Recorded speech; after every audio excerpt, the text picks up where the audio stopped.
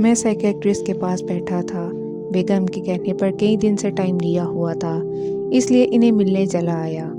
کیا مسئلہ ہے آپ کو؟ تفصیل سے ذرا بتائیں۔ میں آنکھیں بند کیے چت لیٹا، ماضی کی طرف سفر کرنے لگا اور میری زبان سے الفاظ پھوٹنے لگے۔ سب ٹھیک تھا۔ میں اپنے آفس میں مصروف رہتا اور نوشین یونیورسٹی میں لیکچرار تھی۔ بچے اسکول کالج سے آ کر اکیڈمی چلے جاتے اور پیچھے گھر میں صرف اماں اور نوکرانی ہوتی۔ اماں کافی بیمار رہنے لگی تھیں۔ اکثر ایسا ہوتا اماں کی رات کو طبیعت خراب ہو جاتی اور ہم انہیں لے کر ہسپتال چلے جاتے، جہاں 4-5 گھنٹے کے ٹریٹمنٹ کے بعد ہمیں فارغ کر دیا جاتا۔ جب یہ اکثر ہونے لگا تو میری اور نوشی کی ورک روٹین خراب ہونے لگی۔ راتوں کو دیر سے جاگنے کی وجہ سے ہم دونوں متاثر ہو رہے تھے۔ انہی دنوں ایک دن نوشین نے مجھے کہا، سنیے، اماں کی وجہ سے ہم دونوں کو خاصی ڈسٹربنس ہو رہی ہے، کیوں نہ ہم انہیں اولڈ ایج ہوم چھوڑ آئیں۔ یہ سننا تھا کہ میرے تن بدن میں آگ لگ گئی اور غرتے ہوئے میں نے پوچھا، تم نے یہ سوچا بھی کیسے؟ جانتی بھی ہو ابو کی ڈیتھ کے بعد اماں نے مجھے کیسے پال پوس کر بڑا کیا۔ آپ بنا جذباتی ہو جاتے ہیں۔ میں تو صرف یہ کہہ رہی ہوں کہ شہر میں 20 اولڈ ایج ہوم ہیں۔ ہم کسی اچھے سے پرائیویٹ اولڈ ہوم کا انتخاب کریں گے جہاں میڈیکل کی سہولت بھی موجود ہو، تاکہ خدا نخواستہ رات کو تو ہم یہاں ہوتے ہیں، اگر دن میں اماں کی طبیعت بگڑ گئی تو کیا کریں گے؟ آپ ایک دفعہ مسز عباسی نے جو اولڈ ایج ہوم پروجیکٹ شروع کیا ہے وہ دیکھ آئیں۔ اچھا، فی الحال اپنی بکواس بند کرو اور مجھے پڑھنے دو۔ میں نے اینک سیدھی کی اور پھر کتاب پڑھنے میں مصروف ہو گیا، لیکن میرا دماغ بار بار مسز عباسی کے بتائے اولڈ ایج ہوم کی طرف جا رہا تھا۔ اگلے دن اتوار تھی اور صبح ہی صبح میں گاڑی لے کر شہر کے اس پوش علاقے کی طرف بڑھ گیا جہاں وہ اولڈ ایج ہوم تھا۔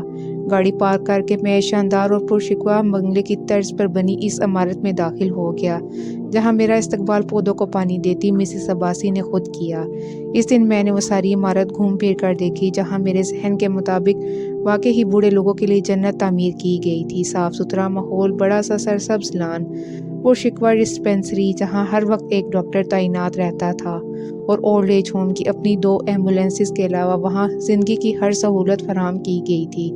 مسز عباسی سے فیس وغیرہ پوچھی تو 14 چبک روشن ہو گئے، لیکن اماں کے آرام کے لیے مجھے وہ مناسب لگا۔ اب صرف اماں سے پوچھنا باقی رہ گیا تھا۔ رات کو اماں کے کمرے میں داخل ہوا تو دیکھا وہ بیٹھے بڑے بڑے لفظوں والا قرآن پڑھ رہی تھیں۔ کمرے میں داخل ہوا تو انہوں نے سر اٹھا کر اوپر دیکھا اور مسکرائیں۔ میں چپ چاپ پہلو میں آ کر بیٹھ گیا۔ اماں کا حال احوال پوچھا اور پھر چپ سمجھ ہی نہیں آ رہی تھی کہ بات کو کیسے شروع کروں۔ یہ مشکل اماں نے خود ہی آسان کر دی۔ کیا ہوا بیٹا، پریشان لگ رہے ہو؟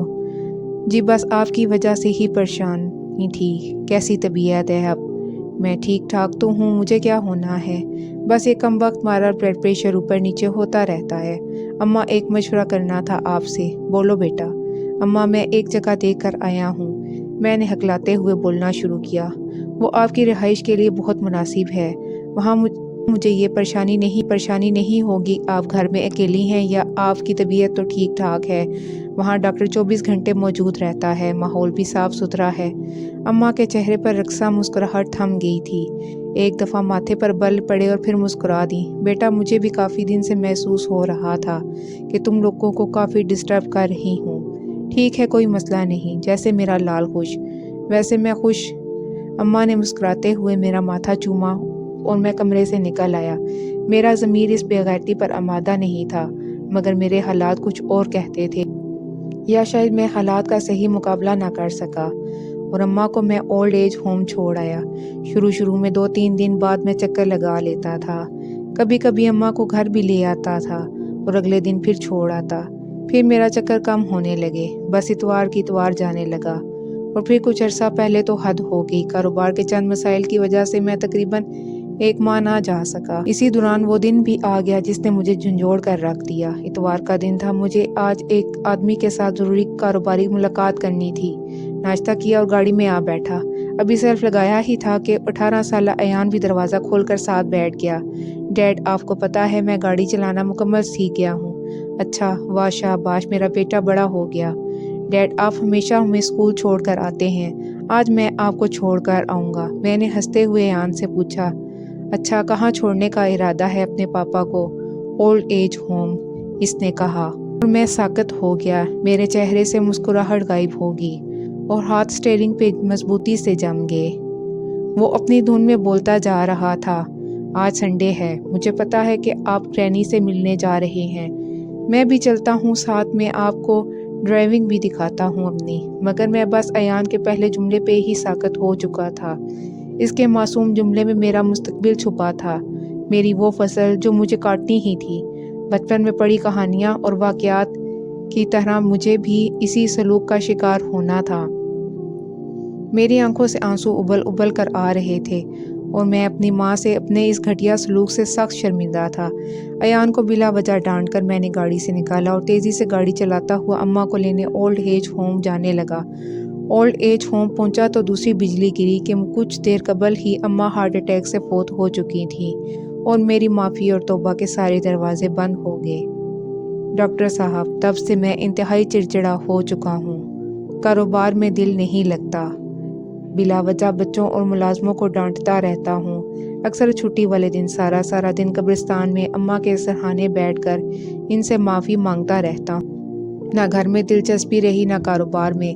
اب بتائیں، کیا اس بے سکونی، بے آرامی اور اس ضمیر کا کوئی علاج ہے؟ جو جاگا بھی تو بے فیض۔ کافی دیر تک میں چپ رہا لیکن ڈاکٹر کی آواز نہ آئی۔ آنکھیں کھولی، اٹھ کر ڈاکٹر کو دیکھا تو وہ سر نیچے کیے بیٹھا رو رہا تھا۔ ڈاکٹر صاحب، میں دوبارہ بولا تو اس نے سر اٹھایا اور آنکھیں صاف کر کے بولا، اس کے علاوہ اس بے سکونی کا کوئی علاج نہیں کہ اللہ سے توبہ و استغفار کرتے رہا کرو، نیک کام کرو تاکہ وہ تمہارے ماں باپ کے کام آئیں اور شاید تمہیں سکون مل جائے۔ یہ کہتے ہوئے اس کی ہچکیاں بن گئیں اور گلوگیر آواز میں پھر بولا، میں نے ایک ضروری کام سے جانا ہے، آپ چلے جائیں۔ یہ کہتے ہوئے اس نے اپنا موبائل اٹھایا اور ملازم کو بلا کر کلینک بند کرنے کا کہنے لگا۔ ارے ڈاکٹر صاحب، اتنی ایمرجنسی میں آپ جا کہاں رہے ہیں؟ میں نے پوچھا تو اس نے مڑ کر جواب دیا، اولڈ ایج ہوم، بابا کو لینے، یہ کہا اور گھوم کر راہداری میں غائب ہو گیا۔